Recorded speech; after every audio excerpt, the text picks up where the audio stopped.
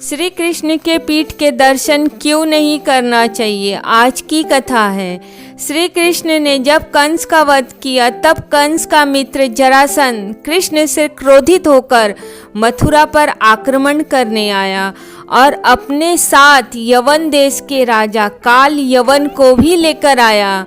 काल यवन को भगवान शंकर से यह आशीर्वाद मिला था, ना कोई चंद्रवंशी ना कोई सूर्यवंशी उसको हरा सकता है, ना ही कोई हथियार उसे मार सकता है, ना ही कोई अपने बल से उसे हरा सकता है।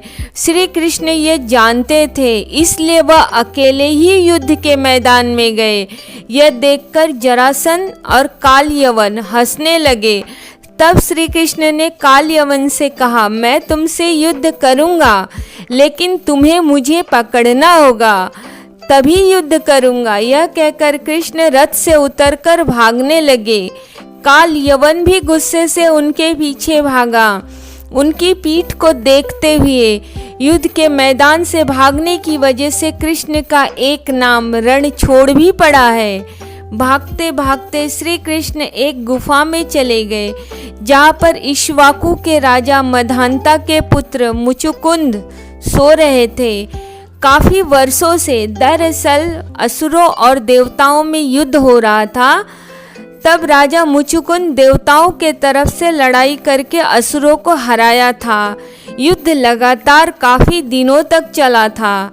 जीत दिलाने के बाद राजा मुचुकुंद काफी थक गए थे, इसलिए उन्होंने इंद्र से आग्रह किया, वह आराम करना चाहते हैं, सोना चाहते हैं। तब इंद्रदेव ने उन्हें वरदान दिया था, आपको जो कोई भी जगाएगा वह जलकर भस्म हो जाएगा। यह बात श्री कृष्ण को पता थी, इसलिए वह काल यवन को उस गुफा में ले गए जहाँ राजा मुचुकुंद सो रहे थे। उन्होंने राजा मुचुकुंद के ऊपर अपनी पीताम्बर डाल दी। काल यवन गुफा में कृष्ण को ढूंढने लगा।